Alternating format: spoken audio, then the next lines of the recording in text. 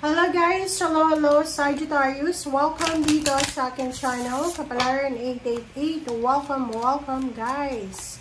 Alamin natin kung anong messages, vibration, gabay, energy para sa inyong lahat. This is for Sagittarius. Sagittarius, please connect your intuition sa lahat ng barahan na posibleng lumabas dito sa tarot reading mo. And please, pwede mo din panoorin yung Leo and Aries kasi parang similar lang kayo.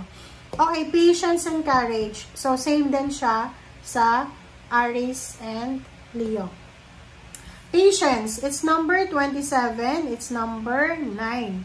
Through the darkness to the light. So, kailangan mo daw magkaroon ng pasensya. Okay, Sagittarius, ngayong buwan ng August, you need to be patient. And you need to be courageous also. Sinasabi na courage and patience, yan yung pinaka-importante na kailangan mong bigyan ng focus. Okay? Sa lahat ng bagay, sa lahat ng oras, you need to be patient, you need to be strong, you need to be courageous. Okay.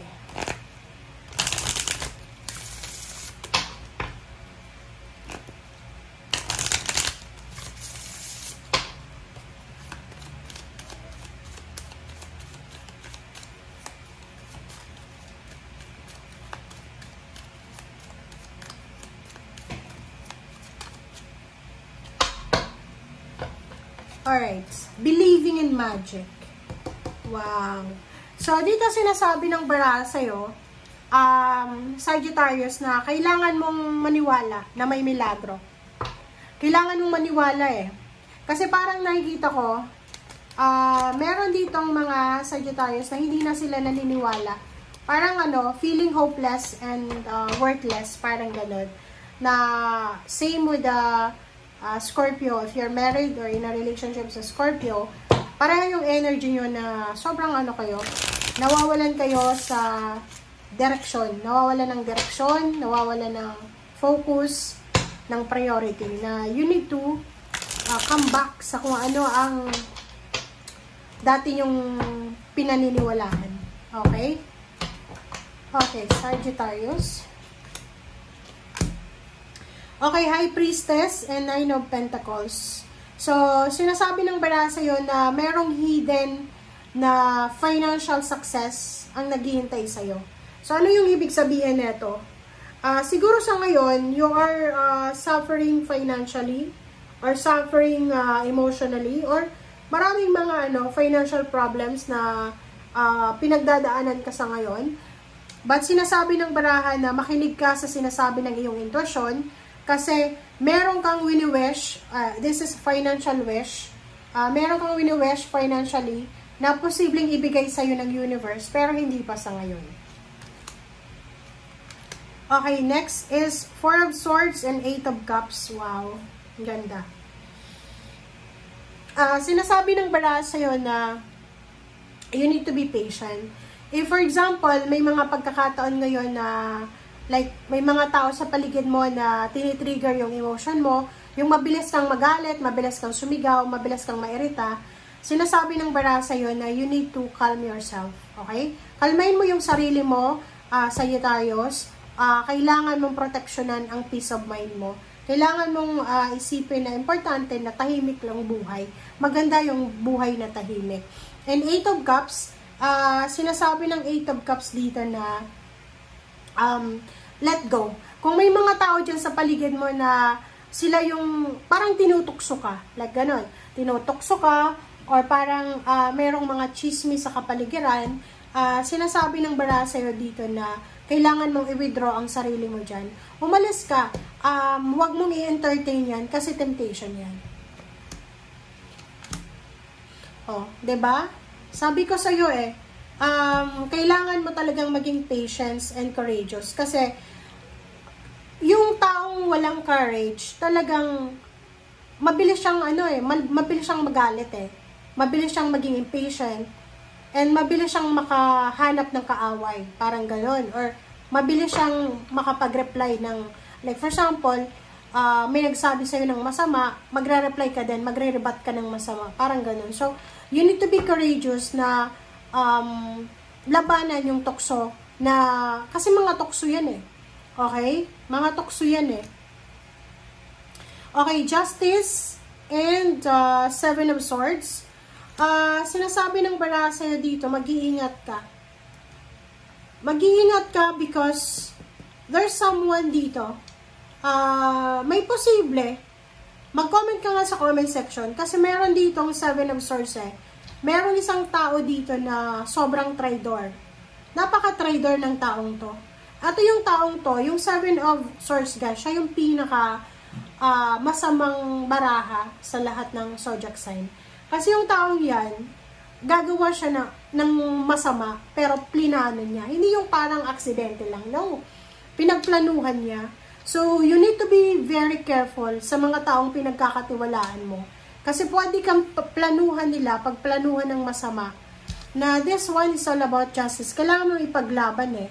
So, maybe ma-involve ka sa isang kaso, or pwedeng ma-involve ka sa isang pangyayari na wala ka namang alam. So, you need to be very careful dito. Okay? Two of Pentacles and Emperor. Sinasabi ng baraha, meron ditong mga Sagittarius na posibleng bibigyan ka ng pagkakataon ng universe na makapag-decide sa kung ano talaga ang gusto mong mangyari sa buhay mo. Like for example, kasi yung Emperor nito, this is authority. This is authority, this is power, this is your stability and balance. So, bibigyan ka ng chance, bibigyan ka ng pagkakataon ng universe. By the end of August, going to September to, bibigyan ka ng pagkakataon para makapag-decide kung ano ba talaga ang gusto mong mangyari sa buhay mo. Okay? Kaya, kailangan, napaka-importante yung pagiging mapasensya and courageous natin. Kasi, yun na nga, pag hindi ka naging mapasensya, hindi mo maaabot to na for Emperor na yan kasi madadala ka sa tukso, diba? Gulo yung posibleng mangyari sa buhay mo. Okay? Okay, Nine of Pentacles and High Priestess, Five of Cups. Nakikita ko sir dito na may kailangan kang i-give up. May kailangan kang i-give up kung gusto mong may mangyaring maganda sa future mo. Hindi ko alam kung ano ba yan, mga unhealthy habits ba yan, or kung ano pa man. So, you need to have your focus talaga sa future.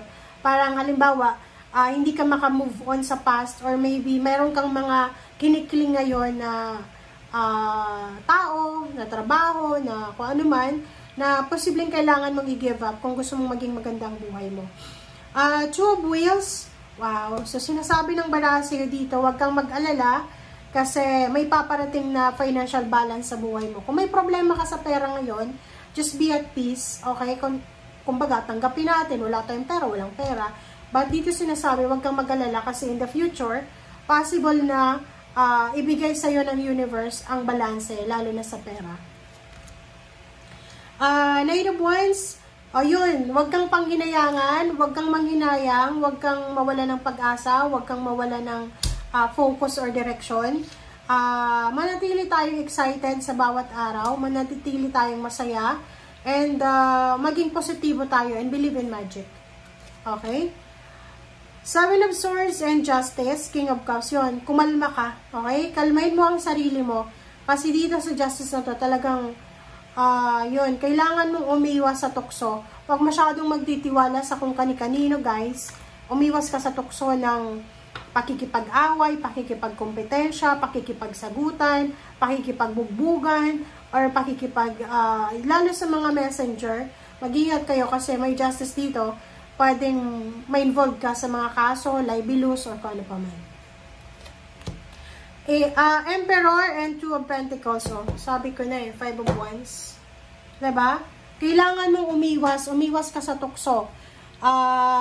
Like for example sa pera, kung may isang tao, like yung boss mo, pinapahawa ka ng malaking halagang pera, lalo na kung cashier ka, or ano ka ba, treasurer ka ba ng isang munisipyo or isang barangay, pag-iingat ka sa paghahawak ng pera. Kasi may mga tao dito, maybe hindi lang yan isa, maraming tao na naiinggit sa'yo na pwedeng gawan ka ng plano, masamang plano, para mapasa kanila yung trabaho na ginagawa mo sa ngayon. Kasi mga tao yan ay traidor sila sa buhay mo. So, hindi mo sila napapansin, hindi mo ramdam na traidor sila, pero mag-iingat ka.